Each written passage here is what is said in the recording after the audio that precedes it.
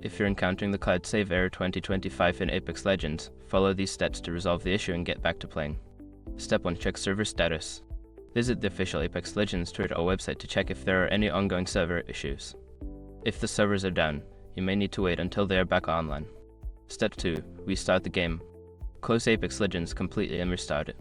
This can refresh your connection to the servers and may resolve temporary glitches causing the error. Step 3. Verify game files. If you are playing on PC, use the platform's client like Origin or Steam to verify the integrity of the game files.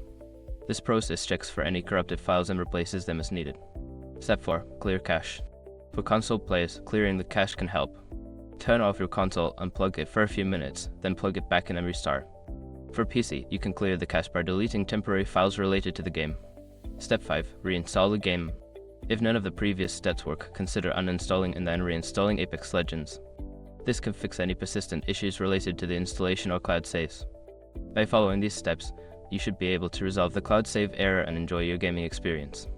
If the problem persists, consider reaching out to EA support for further assistance.